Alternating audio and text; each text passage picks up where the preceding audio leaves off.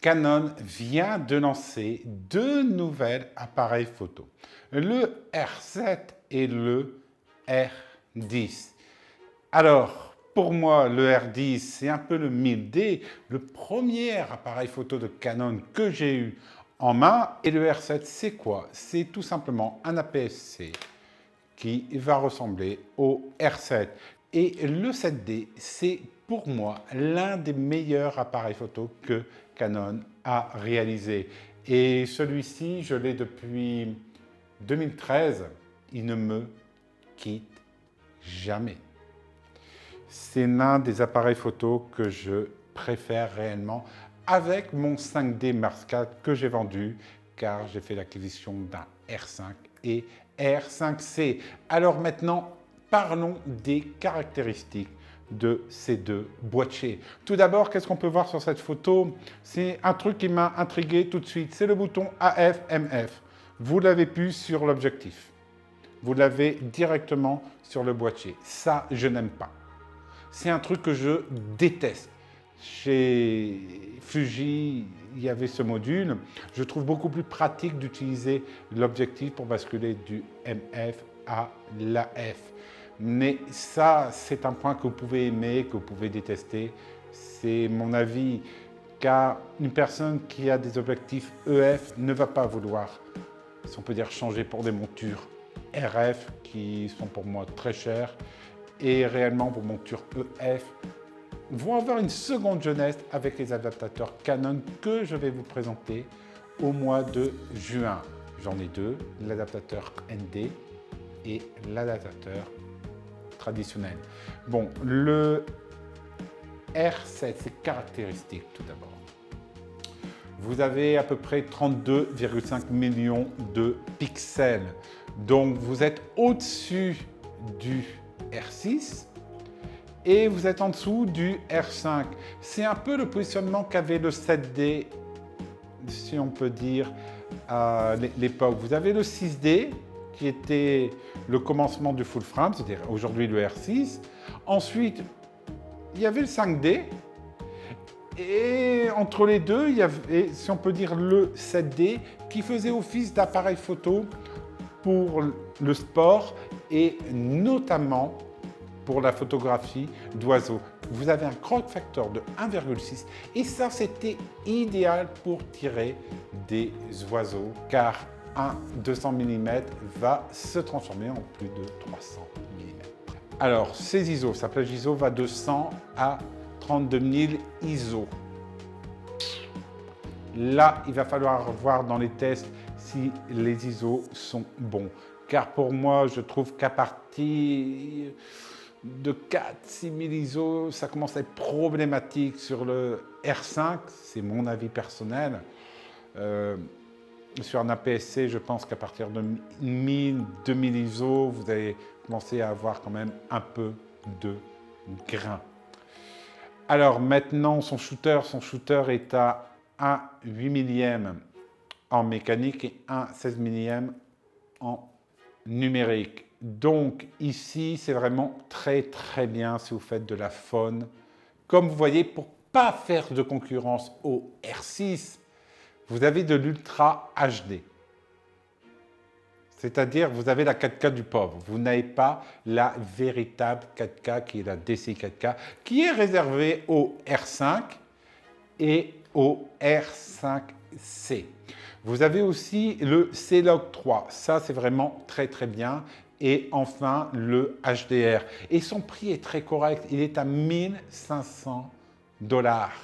C'est-à-dire que pour 1500 €, vous allez avoir un appareil qui va être excellent pour faire du paysage, du portrait et aussi de la faune, car je pense que ça va être sa principale utilisation.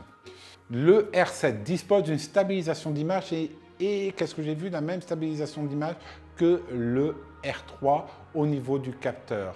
Et ça, c'est vraiment bien car ça va vous faire gagner, si on peut dire, quelques vitesses. La qualité des deux boîtiers. Alors, la qualité des deux boîtiers, vous êtes très loin de cette qualité du 7D. Réellement, c'est comme mon R5, je trouve que il est très bien fini. Hein. Il n'y a rien à dire. Mais je trouve que le polycarbonate fait beaucoup moins précieux que l'ancien revêtement que vous pouvez avoir à l'époque sur les Canon. Et celui-ci a plus de 10 ans, il fonctionne toujours. Il est bien abîmé, hein, parce que je l'ai emmené partout, réellement. Depuis que je l'ai, c'est toujours mon second boîtier. Par contre, en vidéo, il va avoir des limites. Là, il va falloir voir dans les tests.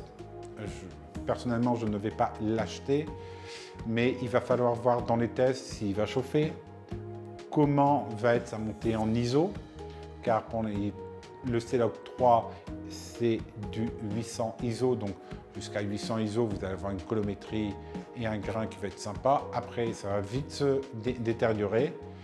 Donc ça va être des choses qui vont être vues prochainement.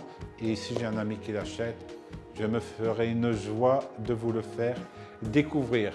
Comme demain, je vais vous faire découvrir la stabilisation du R5C en voiture avec une monture EF avec un IS, c'est mon 2470 F4L. Alors maintenant, vous avez un deuxième appareil qui arrive sur le marché. Ça va être le R10, c'est le 1000D en fait. Donc toujours en APS-C, vous êtes à 25 millions de pixels. Par contre, les shooters, Canon a fait fort. Un 4 millième, un 4 millième pour le mécanique et l'électronique. Ça, c'est atroce. C'est atroce. Car parfois, vous avez besoin d'avoir un shooter très rapide pour prendre certaines séquences. Et avec ça, vous n'allez pas pouvoir le faire. Par contre, vous allez avoir, il me semble, le C-Log 3 dessus. Donc, Canon, avec cet appareil, veut donner le goût aux débutants pour les faire migrer très rapidement vers sa gamme plutôt expert professionnel. Car Canon n'avait réellement pas de gamme, d'entrée de gamme dans ses mirrorless. Il n'avait rien. Vous avez Fujifilm qui a vraiment son X-T3, X-T4 à 1000 et 1400 euros et Canon était à la traîne. Alors, la gamme Canon aujourd'hui, vous avez le R10, R7, R6, R5. Le R5, il faut savoir que chez Canon, la série 5, c'est la meilleure série. C'est celle qui fait la fierté de la marque. Il faut savoir que la série 5 a toujours révolutionné le monde de la photo. Et Canon est arrivé très rapidement avec son fameux 5D, il me semble que c'était le Mark II, où il a été maître de la vidéo dedans. Et la plupart des professionnels de la vidéo ont commencé à utiliser ces appareils. Et ensuite, Canon a frappé un grand coup avec son R5 et sa 8K à l'intérieur et sa 8K RAW aussi, qu'aucun appareil fait actuellement. Et ensuite, vous avez le R3 qui est un appareil que Canon n'avait plus sorti depuis longtemps. Vous avez le pilotage par l'œil qui était quelque chose d'incroyable. Et le prochain appareil photo qui va sortir de chez Canon, ça va être le R1 pour remplacer les 1DX. Donc, qu'est-ce qu'on voit chez Canon? C'est qu'on voit une restructuration totalement de la gamme petit à petit. On va voir notamment les, si on peut dire 5D Mark IV, 6D s'ils sont encore faits, et toute la gamme, si on peut dire EOS, 5D, 7D, que la production va s'arrêter petit à petit. Par contre, beaucoup de personnes se posent la question, et la monture EF? Il faut savoir que Canon a vendu l'année dernière 150 millions d'objectifs EF. Canon n'est pas prêt d'arrêter sa monture EF. Ils n'ont pas besoin d'en développer car sa gamme est tout simplement gigantesque. Alors, si vous avez acheté un mirrorless Canon, personnellement, achetez plutôt une gamme EF que la gamme, si on peut dire, RN qui va